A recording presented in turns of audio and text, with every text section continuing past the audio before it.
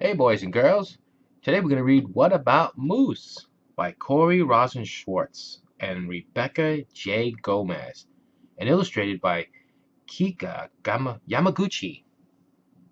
Yamaguchi. Here we go.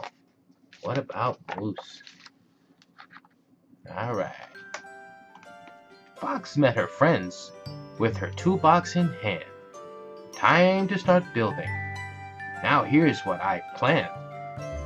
She divvied up jobs, and then Moose trotted in. "I'm here," he announced. "Let construction begin."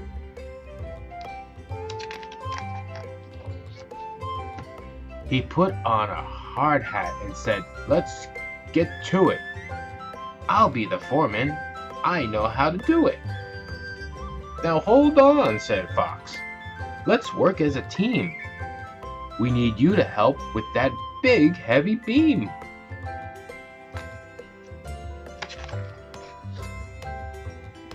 But Moose made a sign that said "Caution, work zone," and shouted commands from a big megaphone. "Bear, crank that handle. Crank the handle to tighten that brace. Toad, keep on sanding, but pick up the pace." "But what about you, Moose?" Toad asked with concern. "I'm overseeing," said Moose, looking stern. He spotted and jotted down all imperfections while marching around doing careful inspections. "Skunk, put your back into lifting those poles. Porcupine, watch it, you're poking small holes." He spouted and shouted all kinds of advice. "Measure correctly, we must be precise." "But what about you, Moose?" Fox asked with a glare. "You're tromping about, but not doing your share." Moose wiped his forehead. "I've worked up a sweat. Being in charge is the toughest job yet." Skunk nailed the crossbeams to make the floor strong. But Moose said, "Not that way! You're doing it wrong. The floor and the door should be just a bit straighter." Then Porcupine mumbled, "Who made him director?" Fox laid the floorboards as Toad manned the drill. Bear did the caulking with handyman skill. Moose clambered up as they nailed the planks tight. "Time for the walls," he said. "Don't take all night." "But what about you, Moose? You're in the way." "Nonsense," said Moose. "Just do as I say." A clunkety-plunk. One wall was complete. "Perfect," said Moose. "But watch out for my feet." The walls all went up as they hefted and pounded and built around Moose until he was surrounded. "Get ready! Now, steady! Now listen to me! Lift up the roof when I count 1, 2, 3. "But what about you, Moose?" the friends said as one.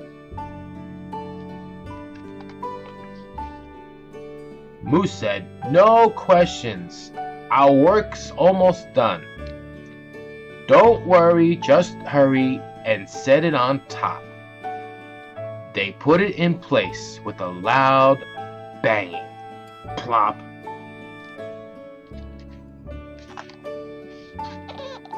Oh no! And it was too late when Moose hollered, "Stop! Stop! Hey, what about me?" Moose muffled his voice cried, "You built all around me. Now I'm shut inside. I'll never squeeze out of this tiny front door. What are you all just standing there for? Bear tried to pull, using all of his might. It's hopeless, cried Moose. This doorway's too tight. He groaned and he grumbled. It's squishing my butt. We'll help you, said Fox, if you keep your mouth shut.